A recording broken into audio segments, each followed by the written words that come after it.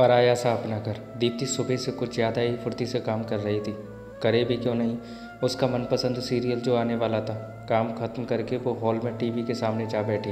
अभी 10 मिनट ही हुए थे, पीछे से ससुर जी के खांसने की आवाज़ आई तो उसने फटाक से सिर पल्लू पर डाला और रिमोट साइड में रख दिया। ससुर जी ने रिमोट उठाया और न्यूज़ चैनल लगा लिया। वो मन महसूस कर रह गई। बूझे मन से वो वापस अपने काम में लग गई। दीप्ति एक संयुक्त और परंपरागत परिवार में ब्याही हुई लड़की थी। जब वो ससुराल में आई तो उसने देखा हॉल में एक बड़ा टीवी लगा है। सासू माँ ने बड़े प्यार से कहा, कितना अच्छा लगता है जब सब परिवार वाले साथ मिलकर टीवी देखते हैं, इसीलिए हमने हमारे हॉल में ही टीवी लगा ली।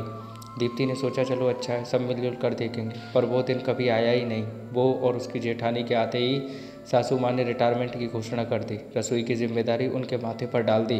अब तो टीवी ही उनका साथी था। दीप्ति का बहुत मन होता, पर सासू जी का दिल तो सास बहू के सीरियल पर ही अटका रहता। दीप्ति को अपने कॉलेज के दिन याद आते, जब वो लोग रोडीज़ के ऑडिशन की चर्चा करते या नए रियलिटी शो के बारे में गॉसिप कर रहे होते।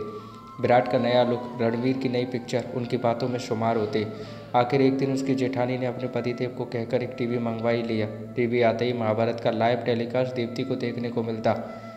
सब अपने अपने कमरे में घुस रहेंगे।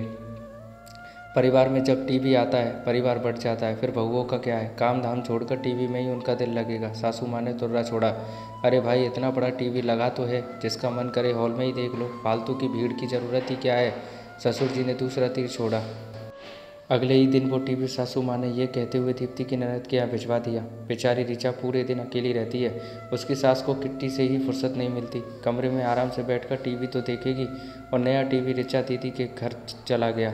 आज इंडिया और पाकिस्तान का फाइनल मैच था। दीप्ति सुबह से ही इंतज़ार कर रही थी।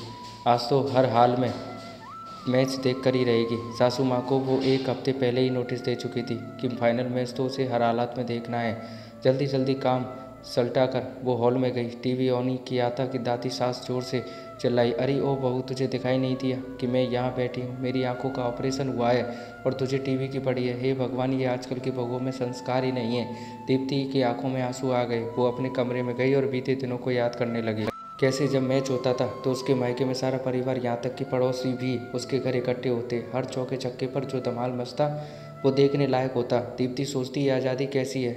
आज़ादी कौन सी आज़ादी, कहाँ की आज़ादी, जहाँ एक बहू को घर में इसलिए लाया जाता है जैसे उस पर एक बहुत बड़ा एहसान कर रही हूँ।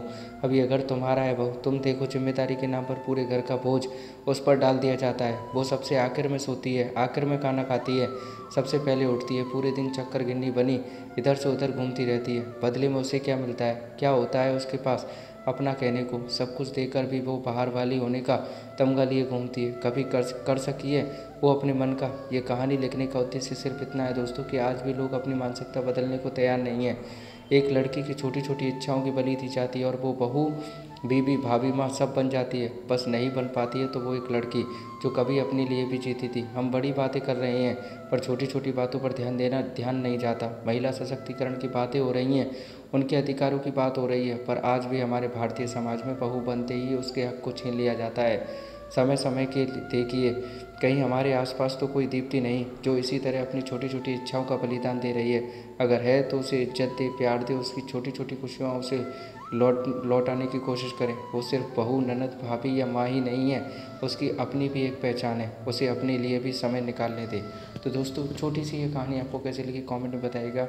अच्छी लगी लाइक कमेंट शेयर कीजिएगा, और ऐसी कहानी सुनते रहने के लिए चैनल को सब्सक्राइब कर लीजिएगा। थैंक यू दोस्तों।